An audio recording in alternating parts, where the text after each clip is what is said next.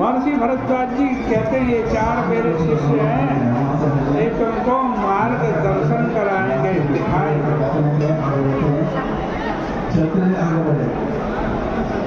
और इन मार्गदर्शकों के मार्गदर्शन में भगवान श्री राम जी आगे की यात्रा करते हैं।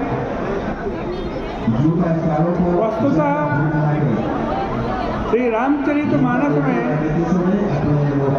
भगवान श्री राघवेंद्र की विविध यात्राओं का उल्लेख किया गया है और ये यात्राएं केवल भूगोल की साधारण यात्राएं नहीं हैं, वरुण में सब हमारे जीवन की यात्राएं हैं।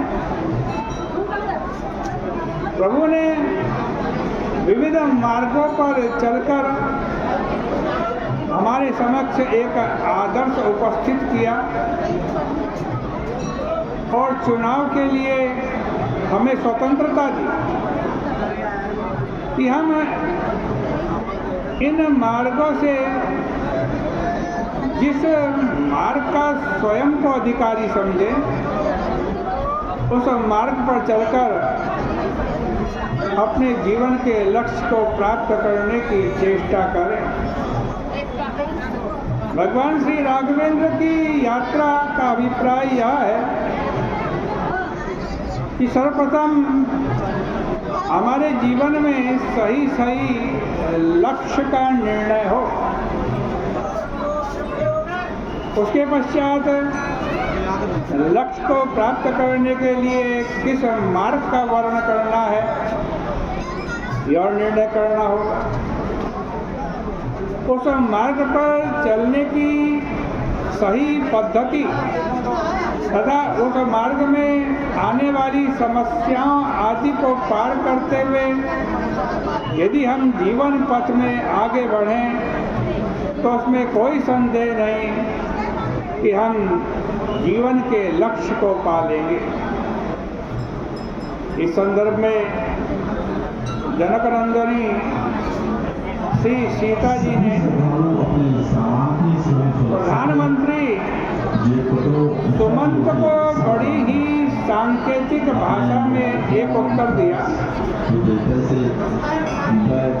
महाराज दशरथ के मन में श्री राम, लक्ष्मण और सीता के प्रति प्रगाढ़ वात्सल्य है। वे नहीं चाहते कि ये तीनों बन जाएं, पर उन्हें ऐसा प्रतीत होता है कि इन्हें रोक पाना संभव नहीं होगा। तब वे सुमंत जी से कहते हैं कि यदि राम और लक्ष्मण न लौटने का निर्णय करें तो फिर ऐसी स्थिति में मेरी पुत्र वधू सीता को तुम संदेश देना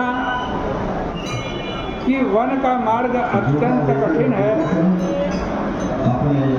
दुर्गम है, तुम्हें वन जाने की कोई आवश्यकता नहीं है, तुम अयोध्या लौट आओ। तुम्हारे लौट आने से हमें भी संतोष होगा, एक आश्रय प्राप्त